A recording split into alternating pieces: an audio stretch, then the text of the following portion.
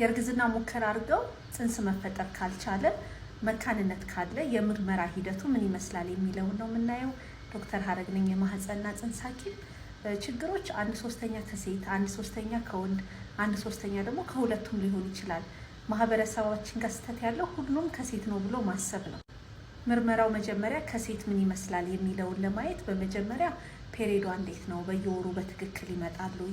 እንቁላል የመቀነስ ምልክቶች አንደኛው ፔሪድ እየዘለለ መምጣት ስለሆነ፣ ከዛ ውጭ በአልትራሳውንድም ማህፀን ላይ እጢ ያለ ወይ፣ ፔሪድ ከመጠን በላይ የሚበዛ ከወርወር የሚፈስም ከሆነ ትክክል አይደለም። እኛ አሁን ጤናማ ፔሪድ ብለን የምናስበው 28ኛ ቀን ላይ ያለ ቢሆንም ከ21 እስከ 35 ቀን ልዩነት ሊመጣ ይችላል።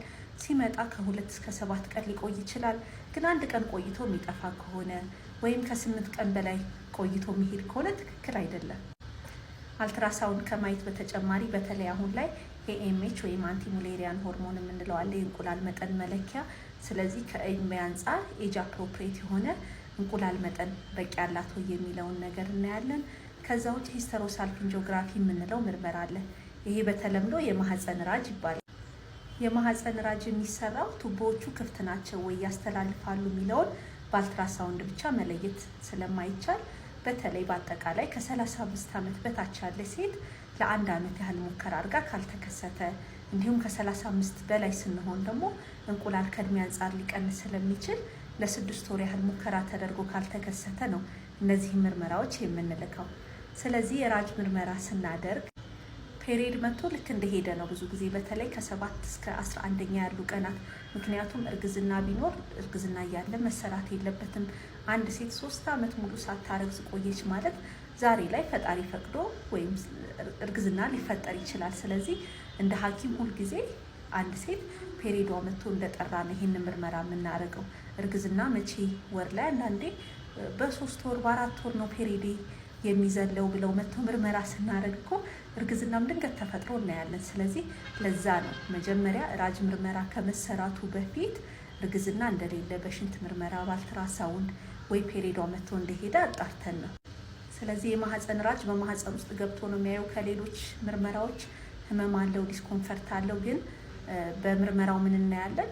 ማህፀን ጫፉ ሰርቪክሱ ደህና መሆኑን፣ ግድግዳው ጽንስ መሸከም እንደሚችል፣ ቱቦዎቹ ላይ መዘጋት እንደሌለ፣ አንዳንዴ ሃይድሮሳልፒንክስ የምንለው አለ፣ ቱቦዎቹ ላይ ፈሳሽ መቋጠር፣ በኢንፌክሽን መጎዳት፣ ለማንኛውም ስፕሌጅ አለ ወይ፣ በደንብ ይፈሳል ወይ፣ የዘጋው ሜካኒካል ፋክተር የለም ወይ። አንዳንዴ ደግሞ ራጅ ላይ ምን እናያለን?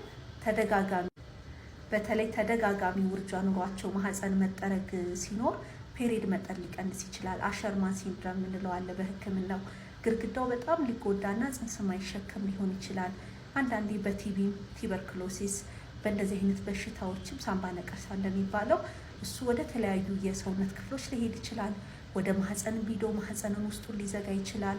ስለዚህ ውስጡ ግድግዳው እንዴት ነው፣ ቱቦዎቹ ያስተላልፋሉ የሚለው እናያለን። ወደ ወንዶች ስንመጣ ደግሞ አጠቃላይ ሂስትሪ ስንጠይቅ ስንፈተ ወሲብ፣ ሌሎች ችግሮች እንደሌሉ ከጠየቅን በኋላ ሲመን አናሊሲስ ወይም የወንድ የዘር ፍሬ ምርመራ ነው የሚደረገው። ይህ ምርመራ ሲደረግ ከ3 እስከ 7 ቀን ግንኙነት ሳይደረግ አልኮል፣ ቡና ሳይጠጣ ታቅቦ ቢሆን ይመከራል። ሳምፕሉ እዛ ሆስፒታል ውስጥ ነው መሰጠት ያለበት። ምክንያቱም ኢሚዲየትሊ መመርመር አለበት። ቶሎ በጥቂት ደቂቃዎች ውስጥ ከቤት ከምን ይዞ መምጣት አይቻልም፣ ስፐርሞቹ ሊሞቱ ስለሚችሉ። ከዛ በዛ ምርመራ ምን ይታወቃል? ቁጥራቸው በሚሊየን ስንት ነው? ምን ያህል ሚሊ ሊትር ቮሊዩም አለው? ሞርፎሎጂያቸው እንዴት ነው?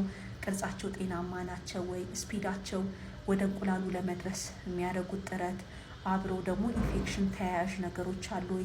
ብቻ ፓራሜትሮች ስላሉ ከዛን ጀምርና ችግሮች ካሉ የወንድ የዘር ፍሬ አልትራሳውንድ፣ የሆርሞን ምርመራ እያለን ሙሉ የጤና ምርመራ ይቀጥላል።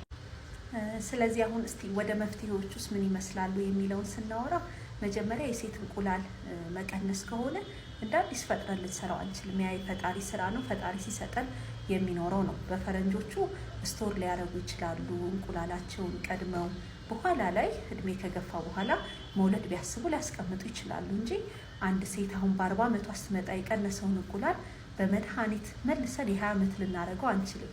ያ የፈጣሪ ስራ ነው። እኛ እንደ ሐኪም ካለው እንቁላል ላይ እንዲወጣ እንዴት እናግዝ፣ ከዚህ በላይ እንዳያልቅ እንዴት እናግዝ የሚለውን ነው ስለዚህ ይሄ መድኃኒት ወሰዱ ይሄ የሚለው ከሐኪማችሁ ጋር የሚኖረው ውይይት ነው የሚሆነው። ግን አጠቃላይ እንደ ትምህርት ፔሪድ ከመጣ ተቆጥረው የሚወሰዱ መድኃኒቶች አሉ። በተለይ ለ5 ቀናት ይሄ ኦቭሌሽን ኢንዳክሽን ይባላል።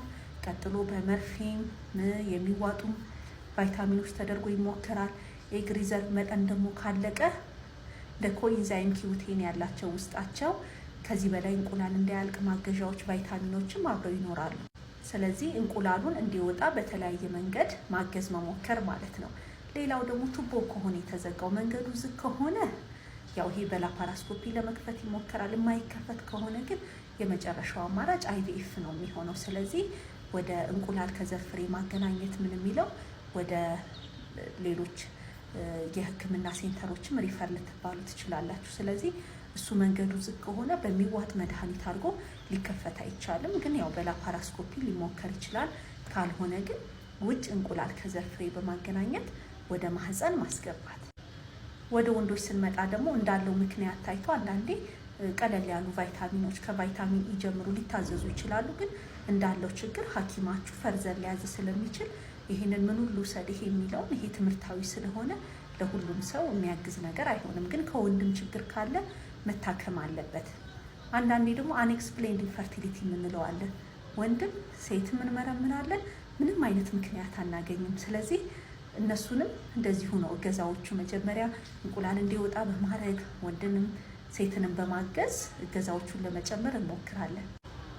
ምናልባት አሁን ከሴቶች የመጨረሻ እንቁላል ካለቀና ምንም ከሌለ ያው ከዘመኑ ጋር ሌላው ያለው ቴክኖሎጂ እንቁላል ልገሳ የሚለው ነው። ይሄኛው ከሌላ ሴት ነው እንቁላል የሚለገሳት። እንግዲህ ከሃይማኖትም ከዲኤንኤም ከምንም አንጻር ባለቤቷ ቤተሰቦቿ ጋር ምክክር አድርጋ ይሄንን እንፈልጋለን ነው የሚለው የግላቸው ውሳኔ ነው የሚሆነው። ከዛ ውጭ ግን እኔ ፐርሰናሊ ካየሁት በተለይ እንደዚህ እርግዝና እምቢ ሲል ኢን ዘ ፕሮሰስ ልጅ አዶፕት ያደረጉ ያሳደጉ ሰዎችን ሳይ ጊዜው አልፎ ፈጣሪ ባይፈቅድ ሌላም ባይኖር በማሳደጋቸው እናትነትን አባትነትን በማግኘታቸው በኋላ ጊዜ ላይ ደስተኛ ሆነው ሲኖሩ ነው የምናየው።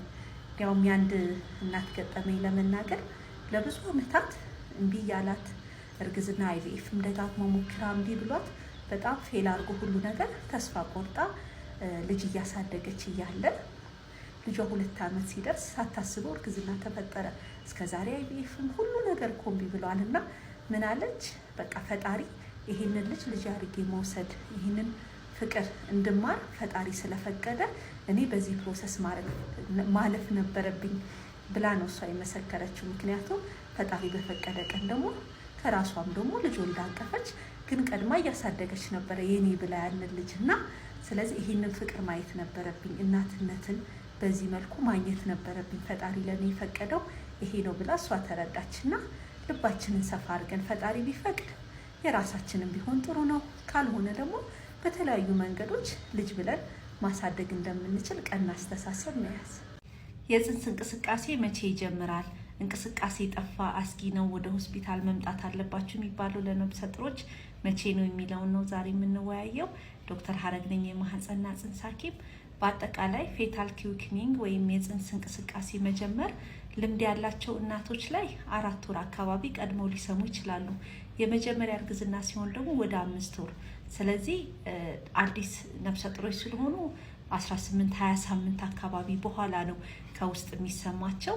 ልምድ ያላቸው እናቶች ሲሆን አንዳንዴ እስከ 14 ሳምንትም 16 ሳምንትም ላይ ስሜቱ እንቅስቃሴ ሊጀምር ሲል አንድ ነፍሰ ጡር በመጀመሪያ የሚሰማት የፔሪድ አይነት ቁርጠት የመሰለ ዲስኮምፈርት ወይም ምቾት ማጣት፣ እንዲሁም መጀመሪያ እንደ ልብ ትርታ አይነት ነገር ሰውነትን የሚነካ ፍሊከር ወይም ትንሽ ሙቭመንት ነው የሚሆነው። ያ በጀመረ በ1-2 ሳምንት በኋላ ግን በደንብ እጅ ስታስቀምጡ በተለይ መጀመሪያ ከእምብርት በታች ስለሆነ 5 ወር ሲሆን እዛ አካባቢ ላይ እንደዚህ የመንካት አይነቱ ስሜት ይኖራል። ስለዚህ እሱ 2-3 ሳምንት ቆይቶ ነው የሚመጣው። የበለጠ ሆድ ላይ የሚያስታውቅ ጠንካራ እንቅስቃሴ ግን 6 ወር፣ 7 ወር፣ 8 ወር እያለ እየጨመረ ሲሄድ ነው እንቅስቃሴ የሚኖረው። ስለዚህ ልጁ ደግሞ 24 ሰዓት አይንቀሳቀስም። ከ4 እስከ 6 ሰዓት እንቅልፍም ላይ ሊያሳልፍ ይችላል ልጁ። ስለዚህ አንዳንዴ ጓጉታችሁ መስማት ፈልጋችሁ ስትነኩ እንቅስቃሴው ላይ ይሰማ ይችላል። ስለዚህ ጠዋት ብትሰሙ ከሰዓት መኖሩን ማታ በኖሩን ቢያንስ ግን በ24 ሰዓት ውስጥ ምንም እንቅስቃሴ ሳይኖር መዋሉን ቼክ አድርጉ። ችግር ካለ አልትራሳውንድ ነው ያው ምን መርጠውና በአልትራሳውንድ ብሪዚንግ ሙቭመንት አለው፣ አተነፋፈስ አለ ወይ፣ ፌታል ቶን እጁን ያጥፋል ይዘረጋል ወይ፣ ግሮስ ቦዲ ሙቭመንት አጠቃላይ ሰውነቶቹን ያንቀሳቅሳል ወይ፣ ሽርት ውሃ መጠኑ በቂ ነው ወይ፣ በእንግዴ ልጅ ወይም በእትብት በኩል በቂ የደም ፍሰት ያገኛል ወይ የሚለውን እናያለን። ይሄ አልትራሳውንድ የሚሰራው አንድ እናት እንቅስቃሴ ቀንሶባት ሆስፒታል ከሄደች እንቅስቃሴ መኖሩንና ተያያዥ ነገሮች ያንን እንቅስቃሴ መቀነስ የሚያመጡ ነገሮችን እናያለን።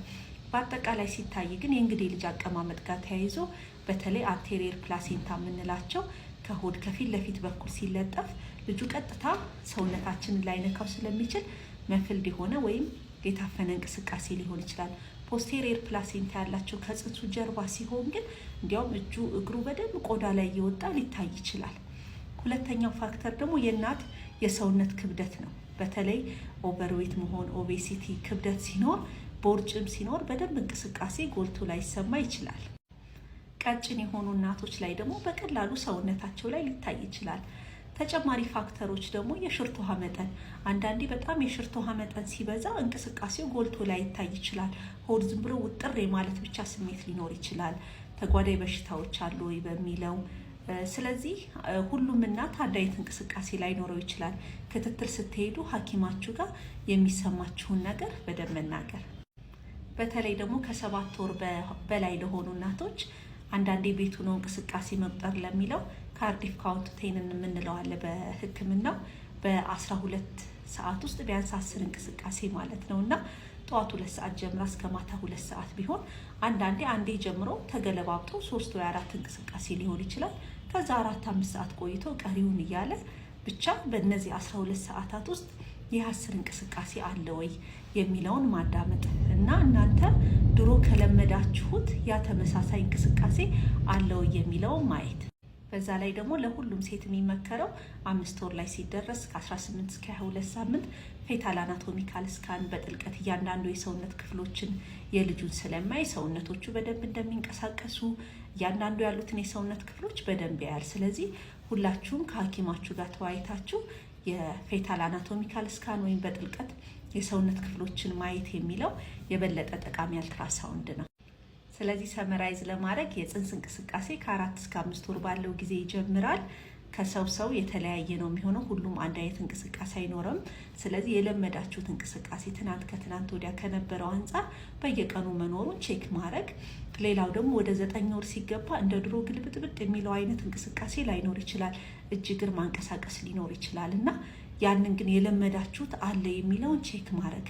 ምንም ነገር ካጠራጠራችሁ ሐኪማችሁ ጋር ተመልሳችሁ ሄዳችሁ የልብ ምት መኖሩን ማዳመጥ ብቻ ሳይሆን አልትራሳውንድም ያስፈልጋል። በጥልቀት ቅድም ያልኳችሁ እንቅስቃሴዎቹ፣ አተነፋፈሱ፣ ሽርት ውሃው በቂ የደም ፍሰት አለ ወይ የሚለውን ማየት አለብን። አንዳንዴ ነን ሪያሹሪንግ ባዮፊዚካል ፕሮፋይል የምንለው አለ። እናትም እንቅስቃሴ ቀነሰ ብላ መታ በአልትራሳውንድ ስናይ አተነፋፈስም ላይኖር ይችላል። ልጁ የእውነት ምንም ላይንቀሳቀስ ይችላል። በመጀመሪያ እስቲ ከ4 ሰዓት በኋላ ኢቫሉዌት እናርግ ልንል እንችላለን። አብሮ ግን በተለይ ሽርት ውሃ መቀነስ እንደዛ አይነት ነገሮች ካሉ በኢመርጀንሲ ሊወለድም ይችላል ልጁ። ስለዚህ በተለይ ቀናችሁ እየደረሰ ሆኖ 8 ወር 9 ወር ሆኖ በጣም ጥፍት ማለት ካለ በኢመርጀንሲ ልጅም ልናዋልድ እንችላለን። ይሄ ማለት አልትራሳውንድ እኛም ደግመን አይተን ምንም አይነት እንቅስቃሴ ከሌለው። አንዳንዴ የሚያሳዝነው አጋጣሚ ምንድን ነው? ጓደኛ ምን ያደፋፍራችሁ ነው፣ ቆይ 1-2 ቀን ጠብቂው ይመጣል፣ እንደዛ በማለት ልክ 3 ቀን 4 ቀን እንቅስቃሴ ከጠፋ በኋላ ሆስፒታል በሚመጡበት ሰዓት ጽንሱ በህይወት ላይኖር ይችላል። ስለዚህ ከለመዳችሁት ከደከመ መምጣቱ ይሻላል። መጠንቀቁ ማንንም አይጎዳም። ታይታችሁ አይ ሁሉም ነገር ደህና ነው መልሳችሁ ብትሄጁ ይሻላል። ካልሆነም ኪክ ቻርት ይሰጣችኋል፣ እንቅስቃሴ መቁጠሪያ እንደዚህ ነው የሚለውንና ይሄንን ተከታተሉ።